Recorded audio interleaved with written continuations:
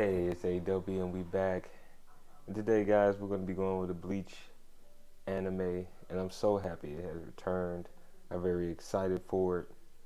Kubo came out with a new Bankai design for Ichigo. I liked it. I like the new designs for Ishida, Chad, and even Orihume got to show off their tactics in the first episode. They look great. Um, but today, Ichigo Kurosaki will be the focus today. Even though I will be doing a video on his comrades, but I wanted to talk about where Ichigo is currently as far as power scale is concerned at episode 1 of the Thousand Year Blood Work anime. For those who are unfamiliar or have forgotten, before this, before Ichigo defeated Aizen, he had lost his powers. Before this incident, Ichigo defeated Aizen, he lost his powers. He regained his powers after being stabbed again by Rukia with a sword containing the Riechu of the captains, all of the captains of the Gochi 13, and a few of their lieutenants, who have captain level Riechu as well. What has also already passed is the Hellverse. Ichigo's hollow powers have already shown manifestation at this point. His fight with Yokuria in the movie The Hellverse proved Ichigo possesses untapped abilities as a hybrid Soul Reaper and Hollow in Quincy. Currently in this form, this form that he is in now, his Bankai is close to being fully mastered. Just like any technique, Bankais become stronger when you utilize them and you bond with your Bankai, essentially training with it. Hence why characters such as Byakuya or Kuchigi have multiple layers to their Bankai. Ichigo, when Ichigo enters the second form of his Bankai in episode 1, like Byakuya's Shuke Hakutenken, which means he has even more mastery over his Bankai from his last battle due to Ichigo using his second stage Bankai. Byakuya's Shuke Hakutenken is his second stage of his Bankai. It's not the final form, but it is the second level of his Bankai. As you know, he does have a release state, and even after that release state, he has a few techniques past that.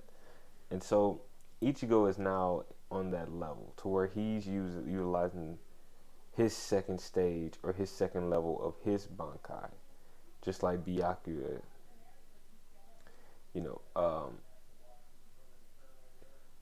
In this form, Ichigo is able to drop 6 Ejuka level hollows with one blow. For those who forget, Ejukas are the next level from a Vasto Lorde within the Bleach verse.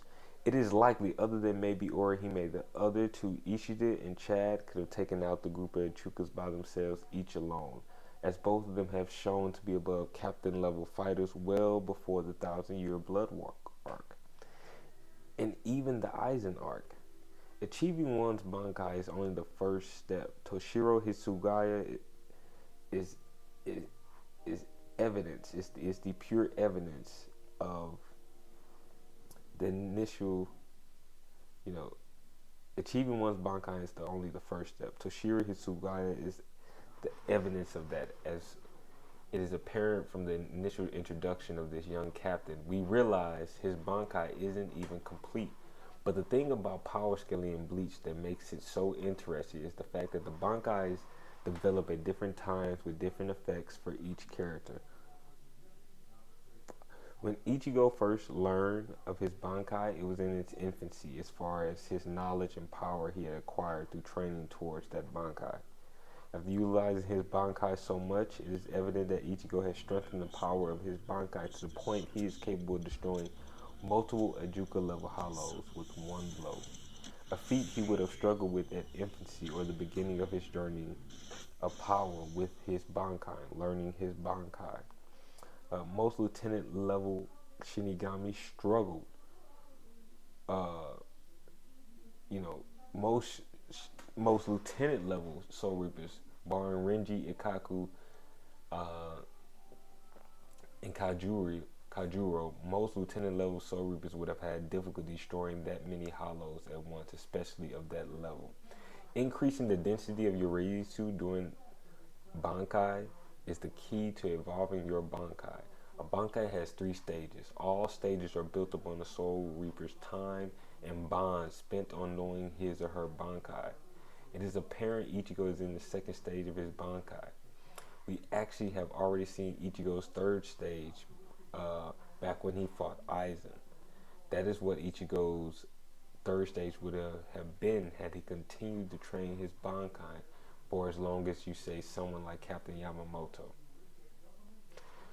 So imagine power skills if Ichigo had the time Captain Yamamoto had with his Bankai, he would be leagues beyond many of the other captains, and probably on par with Yamamoto himself.